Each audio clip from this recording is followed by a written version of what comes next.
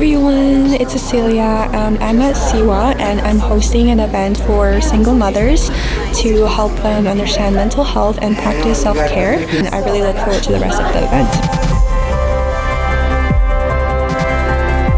This is not weakness. This is not laziness. This is not foolishness. It could be illness, and they could use help.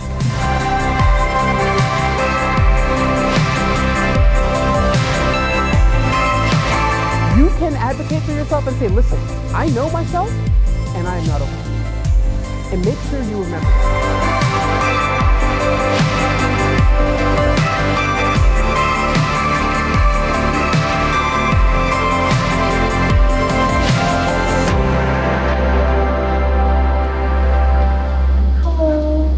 Thanks, Yunya, for joining me for this interview.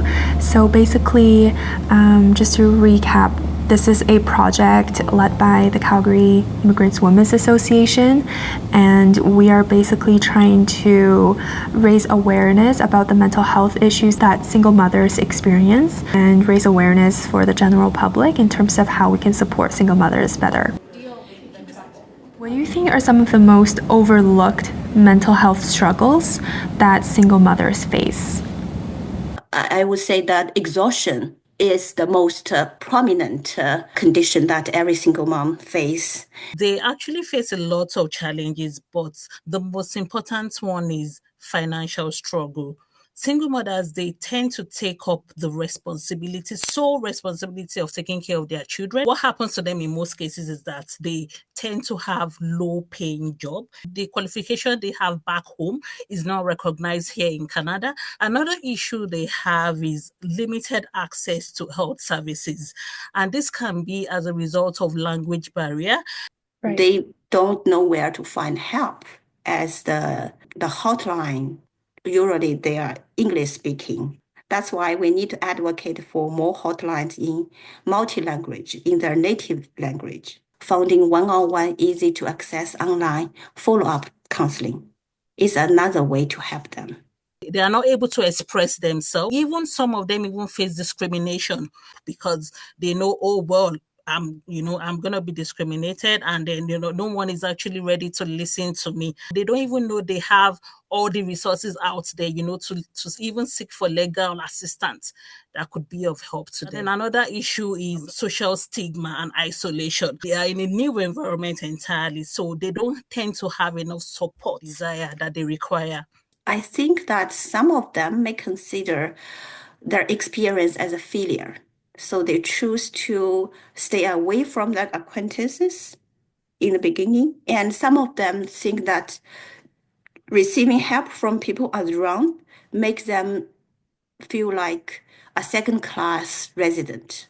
So their self-esteem pushes them to isolate themselves from the communities. For the immigrants, there are two other elements. One is that lack of support from the immediate relatives as they are immigrants. This is very common for them to don't have their immediate relatives around them.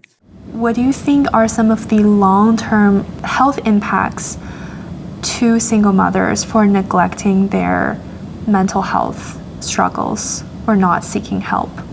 I think this may affect their job performances, relationship with others, especially with their children and their physical health. Do they have time to do that? Do they have the resources to access the help that they may need to support kind of a more at-risk health that they have? They are able to go to the family doctors to look for help, but their heavy burdens and tight schedules make it very difficult for them to arrange the regular mental health counseling sessions for themselves. They are willing to spend time seeking psychological therapies for their children if needed, but they don't do that for themselves. And another thing, there's a long waiting list before you're able to see a psychiatrist. I believe that there's still a lot to improve to advocating for mental health and why it is important. Have you ever seen any cases where single mothers weren't The care that they need, or have you seen cases where they finally got the help that they needed? And what made the difference? They were able to get financial assistance from the government, and with that, they're able to get good childcare, affordable childcare services for their children. Also, access to health services. Because all of those are in place, they're able to get all the help that they need and all the resources. Our mental illnesses are not your fault. It's not volitional. I'm not choosing to be this way.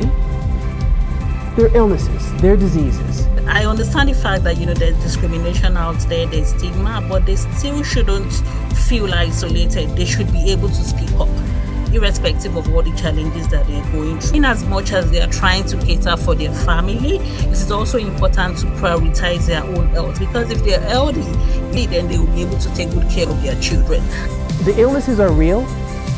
Your experience within the healthcare system might be difficult, but if you require support, don't be afraid to access it. There are people that in the church and in the community, they try to help single moms. It's a long road to build trust with single moms. When we really want to offer a hand, we should always be genuine, respect their willingness, protect their privacy, and keep our help anonymously. We should be able to offer a listening ear and provide them with all the support that they need, because they're going through a lot. So any form of kindness would go a long way.